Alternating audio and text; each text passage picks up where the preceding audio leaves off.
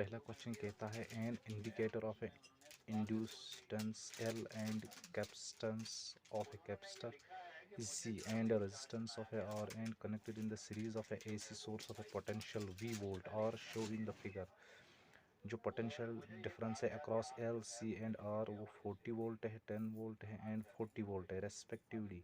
जो amplitude of current है किस सर्किट में, LCR सर्किट में, हुए 10√2 एम्पियर। हमें निकालना है इम्पीडेंस ऑफ ए सर्किट। हम जानते हैं कि जो VL होता है वो होता है LCR सर्किट में ऊपर, और जो VC होता है वो होता है नीचे, और जो VR होता है वो होता है दोनों को परपेंडिकुलर डायरेक्शन में, इस डायरेक्शन में। अब ये दिया है हमें 40 वोल्ट और ये दिया है 10 वोल्ट और ये भी दिया है 40 वोल्ट। जो रिजल्टेंट आएगा V आएगा, वो आएगा इनके बीच में V, वो होगा बराबर रूट ऑफ VL का square plus VL minus VC का होल स्क्वायर। अब हमें दिया है, हम V निकालेंगे, VL दिया है 40 का स्क्वायर प्लस 40 में से 10 गए 30 का स्क्वायर। अब V बराबर आएगा, ये बनेगा 1600, अब ये बनेगा 900। अब V आएगा बराबर 2500, अब V आएगा बराबर 50। अब हम जानते हैं जो impedance of A circuit Z से हम रिप्रेजेंट करें वो होता है बराबर V अपॉन IV। अब हमें V है 50 और IV है 10, और यहाँ से बचेगा 5 ओम। क्वेश्चन नंबर 2 कहता है find the value of angle of emergence from the prism reflective index of a glass is √3। हमें वैल्यू निकालना है एंगल ऑफ इमर्जेंस किस प्रिज्म पे, जब रिफ्लेक्टिव इंडेक्स ऑफ ग्लास दिया है हमें √3। हम लेंगे प्रिज्म, ये इंसिडेंट रे, अब इधर जाएगी, यह है 60 डिग्री।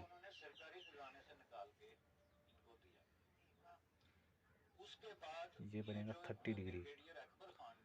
अब हमें ये निकालना है इमरजेंस।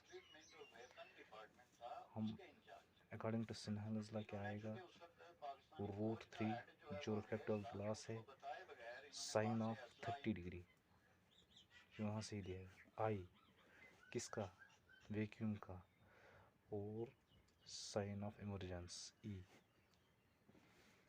अब √3 यहीं रहेगा और साइन 30 का वैल्यू 1/2, और यहाँ से बचेगा साइन ऑफ E। अब √3 divide by 2 is equal to sine of E। Sine of √3/2 is equal to E। ये E साइन √3/2 कब होता है, साइन √3 डिवाइड बाई 2 साइन कब होता है, sine inverse of √3 divide by 2, ये जब बराबर होगा साइन ऑफ 60 के, ये और ये गया, E आएगा बराबर 60 डिग्री इसका आंसर। नंबर 3 क्या कहता है, हमें इस सर्किट की इक्विवेलेंस कैपेसिटेंस निकालना है। अगर हम इस सर्किट में देखें तो ये तीसरा वाला जो कैपेसिटेंस है ये कैंसिल हो जाएगा, इस पर कोई असर नहीं पड़ने वाला। अब जो ये दोनों हैं इन्हीं के बीच में हमें इक्विवेलेंस कैपेसिटेंस निकालने हैं। ये दोनों पैरेलल में है, तो पैरेलल में जब कैपेसिटेंस पैरेलल में होगा तो जो इक्विवेलेंस होता है बराबर, वो होता है बराबर इनके बीच में सम, यानी C प्लस C, वो आ जाएगा 2C। यह है इसका आंसर।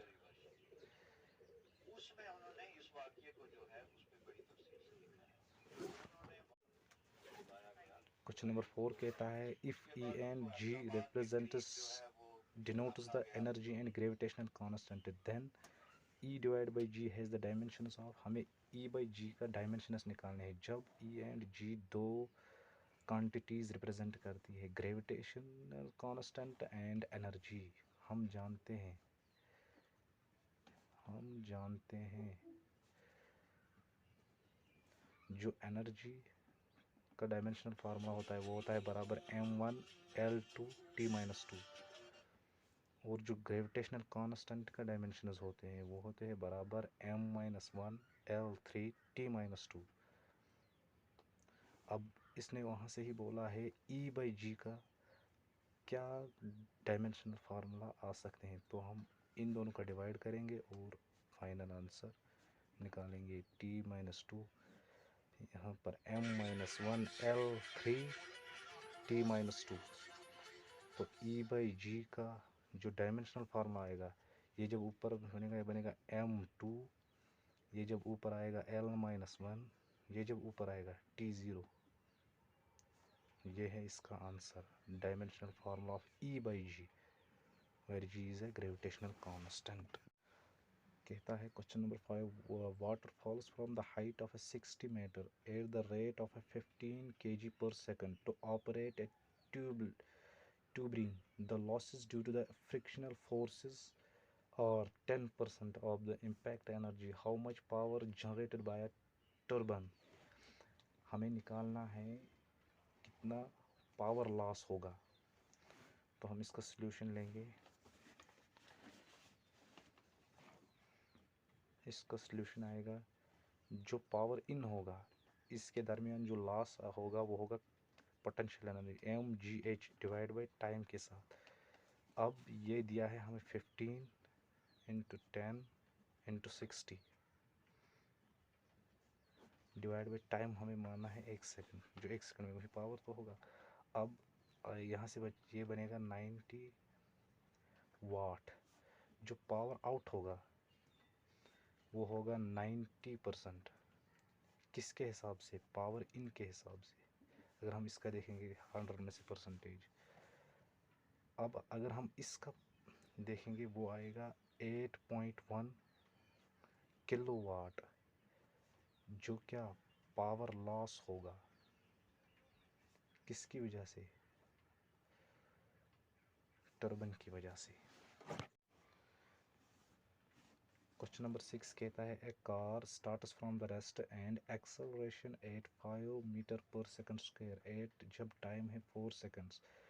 फिर बोलता है a ball is dropped out of the window by person sitting in the car. एक बॉल गिराता है एक पर्सन जो किस में बैठा हुआ है, कार में। What is the velocity and acceleration of the ball? हमें निकालनी है वेलोसिटी और एक्सेलरेशन किसकी? बॉल की, जब टाइम है 6 सेकंड्स। तो हाँ, ये तो सिंपल है। जब वेलोसिटी ऑफ, पहले हम निकालेंगे velocity of car. Velocity of car वो होगा बराबर, जब क्या टाइम है कितने सेकंड्स? 4 सेकंड्स। तो हम लगाएंगे simply motion, equation of motion first, v is equal to u plus at। अब v हमें यही, ये है 0, अब ये है 5 और ये है 4, तो जो v आएगा वो आएगा 20 मीटर पर सेकंड। अब हम निकालेंगे किस पे? 8 जब टाइम था क्या 6 सेकंड्स। जो एक्सेलरेशन है वो होगी किसकी वजह से? एक्सेलरेशन वो होगी किसकी वजह से? Due to gravity. वो बराबर बनेगा g के बराबर, a बनेगा बराबर g के, और g किसके बराबर आएगा? 10 मीटर अप्रॉक्सीमेट, या तो होगा 9.8 मीटर पर सेकंड। हम लेंगे क्या? 10 बनेगा vx। डाउनवर्ड्स की तरफ जो होगी वो थी वो 20 मीटर पर सेकंड। अब ये भी डाउनवर्ड्स की तरफ होगा vy, ये तो प्लेन में जा रहा है, वो होगा u plus at, vy u plus at। अब ये है 0 और ये है g के बराबर a और ये है 2 के बराबर, तो vy भी क्या निकलेगा? 20 मीटर पर सेकंड। अब v क्या निकलेगा? वो निकलेगा फाइनल प्लेन्स के दो दरमियान में से vx का स्क्वायर प्लस रिजल्टेंट इनका y का स्क्वायर, तो v इज इक्वलेंट आएगा बराबर, ये है 20 का स्क्वायर प्लस 20 का स्क्वायर, तो जो v आएगा बराबर वो आएगा √80, और जो v आएगा बराबर वो आएगा 20√2 मीटर पर सेकंड। मीन्स जो इसका आंसर आ जाएगा वो आ गया 10 metre per second square, 22 metre per second. जो बॉल है, क्वेश्चन नंबर 7 कहता है for the given circuit the input digital signal और applied at the terminal A comma B and C, what would be the output at the terminal Y. कहता है कि हमने input digital signal को applied किया है ए बी एंड सी की जगह, हमें आउटपुट सिग्नल बताना है वो क्या आएगा। देखो जब हम ए और बी देखेंगे ये बनेगा एंड गेट, जब हम ये ज़ीरो यहाँ से आ जाएगा ज़ीरो, जब हम ये पुट करेंगे 0 1 यहाँ से आ जाएगा 1। अब बी और सी, जब बी और सी के दरमियान हम देखेंगे 0 0, ये भी 0 क्योंकि ये एंड गेट है। जब यहाँ से करेंगे 0 एंड 1, यहाँ से बचेगा 1। जब हम इसका फाइनल देखेंगे यहाँ से इसकी जो ओवरऑल बूलियन एक्सप्रेशन आएगी वो आएगी a dot b plus b dot c का होल कम्प्लीमेंट। मीन्स जब हम ये भी जब हम इसको पुट करेंगे 0, इसको पुट करेंगे 0, इसको पुट करेंगे 0 और इसको पुट करेंगे 1, ए भी 0 बी भी 0 और सी को करेंगे पुट 1, तो y क्या आ जाएगा 0 प्लस 0 डॉट 0 इंटू 1 0 का होल कम्प्लीमेंट, 0 प्लस 0 का कम्प्लीमेंट। जब हम 0 का कम्प्लीमेंट या इनवर्स देखेंगे वो आ जाएगा 1। मीन्स जब हम इसमें सिग्नल पुट करेंगे जो हम यहाँ से भेजेंगे और जो यहाँ निकलेगा वो कुछ और होगा। मसलन वहाँ से इसने 5 बोला, इसका आंसर आ जाएगा 5। सी पार्ट इसका आंसर है। क्वेश्चन नंबर 8 कहता है step down transfer connected to AC main supply of 220 volts is made to operate at 11 volt 44 watt NAP ignoring power loss in the transformer. What is the current in the primary circuit? हम जानते हैं जो AC होता है वो working करता है किस पे, म्यूचुअल इंडक्शन पे। मतलब जब हम प्राइमरी कॉइल में, जब हमें दो, हम मानो हमारे पास दो कॉइल्स है, एक सेकेंडरी है, एक प्राइमरी है और एक सेकेंडरी है। जब हम प्राइमरी कॉइल में करंट प्रोड्यूस करेंगे, करंट अप्लाई करेंगे, जो ईएमएफ जनरेट होगा किस में, सेकेंडरी कॉइल में, वो बिकॉज ऑफ होगा इस ईएमएफ की वजह से। उसी को हम बोलते हैं the process of development of EMF in a secondary coil because of primary coil is called a mutual induction. इसी पे काम करता है AC ट्रांसफार्म। तो हमें निकालना है क्या, करंट किस में, प्राइमरी सर्किट में। हमें प्राइमरी सर्किट में करंट निकालना है IP में। मतलब हमें इसने दिया है वो किसके बराबर होता है, हम डायरेक्ट निकालेंगे। वो होता है बराबर सप्लाई वोल्टेज, वो बराबर होता है supply voltage into primary current. जो हमें निकालना है वो बराबर होता है किसके, वो बराबर होता है पावर, कितना लॉस होगा। मतलब इसने हमें दी है, ये है 200 वोल्ट्स और हमें निकालना है IP प्राइमरी, ये हमें दिया है 44 वाट। अब IP यहीं रखेंगे और 44 वाट ये इधर जाएगा, यहाँ से 50 वोल्ट। जो IP वो बराबर आएगा किसके बराबर आएगा, 1/5, और यही बराबर होगा 0.2 एम्पियर, और यही इसका आंसर है। That is it. Question number 9 कहता है if force F acceleration A and time T are chosen in the fundamental physical quantities, find the dimensions of energy। हमें एनर्जी निकालना है, जबकि इसने बोला है फोर्स, एक्सेलरेशन एंड टाइम, ये तीन जो क्वांटिटीज़ है ये चूज़न किया गया है फंडामेंटल फिजिकल क्वांटिटीज़। अब हमने पढ़ा है 11th का क्वेश्चन है, हमने पढ़ा है, मानो हमें बोलेंगे जो E है वो डायरेक्टली प्रोपोर्शनल है F पे, और F और किस पे, A पे, और T पे, टाइम पे। Means F is directly proportional किस पे, F इन, जो E है वो बराबर है F में A, A B A raise power B T raise power C. अब हमने पढ़ा है जो डायमेंशनल फॉर्म ऑफ ई होता है वो होता है बराबर m1 l2 t-2। जो फोर्स की डायमेंशनल फॉर्म होता है वो होते हैं बराबर m1 l1 t-2। और जो एरिया का डायमेंशनल फॉर्म वो आएगा e t रेज पावर -2। यहाँ से a यहाँ से b और जो t है t raise power c। According to principle of homogeneity जो इस तरफ क्वांटिटी की डायमेंशनल फार्मूला होता है वो होती है इस क्वांटिटी की डायमेंशनल फार्मूला के बराबर। मीन्स जो a है वो आएगा 1 और जो a प्लस b है वो आएगा बराबर 2। मीन्स b किसके बराबर आएगा -1। ये है 1 और ये आएगा -1। जो 2a - 2b ये प्लस c ये बराबर है -2 के और जो c आएगा वो आएगा बराबर 2। अब जो डायमेंशनल फार्मूला नहीं आएगी वो क्या आएगी E is directly proportional f1 a b क्या है a raise power -1 c raise power 2। ये है इसका फाइनल आंसर।